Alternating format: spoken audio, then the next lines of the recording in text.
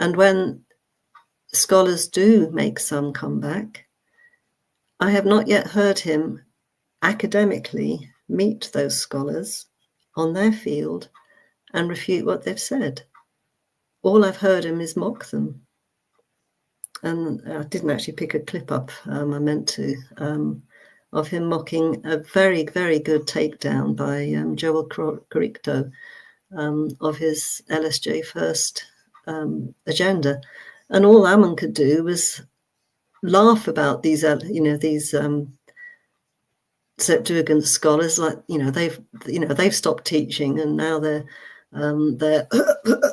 and he just sort of pretended to be sick.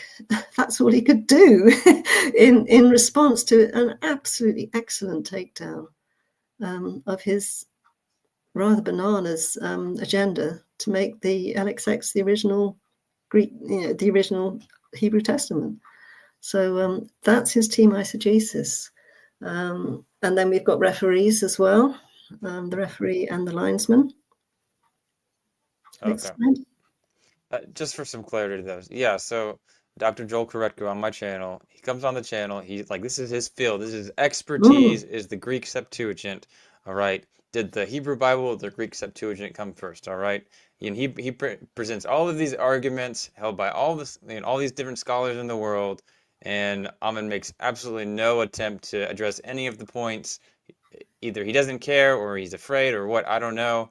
But yeah, it's like, why not just address the arguments? If you're so confident, you should be able to address the arguments pretty easily, right? But he didn't want to do that, clearly. No, he only has two justifications for saying the LXX was first. One is an absolutely straw man argument that the Greek has, I remember, about 1.5 million of, if you took every single form, every part of participle of any verb or whatever, you got about 1.5 million words in Greek, but I think the root words is quite a few less, about 600,000-700,000. And that Hebrew is a different type of language and doesn't need that many words to make itself understood. So there's about 7,000 to 8,000 only. And because of the difference in the vocabulary size, Ammon somehow says that means the Greek was written first. Pardon? You could take an ancient Sanskrit script, maybe, and translate it into Greek. Greek is far more complicated, but it doesn't mean that the Greek was written first, does it? It's just bananas. Yeah, there's absolutely no foundation to make that claim that proves that it was written first. It doesn't. Mm-hmm.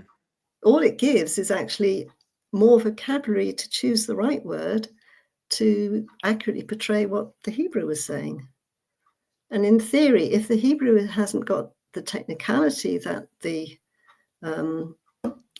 Greek has, you might have a very technical Greek word, it would mean you'd need a string of Hebrew words to try and unpack it. So you should have an awful lot more Hebrew words to meet every technical Greek word, to give it the right feeling. But no, it's virtually a word for word equivalent. If you do the word count, it's fairly equivalent. That's because the Greek has a big vocabulary to find the right one to meet the original Hebrew that's there. And there's so many other arguments, all the Hebraisms, the chiasms, the fact that the names in Hebrew only mean a phrase in Hebrew. They don't mean a phrase in Greek. You name it. There's so many other arguments. And plus the existence of Hebrew script, the Siloam script inscription, with Hezekiah. There was a presence of Hebrews in Israel in the 6th century. That's without doubt. But, Ammon somehow says that there wasn't any even religion. No Hebrews around, nothing happened until some immigrants from Cyprus came and they wanted to legitimize themselves and created a religion and created Yahweh in the 3rd century as well, apparently. It's crazy. Anyway.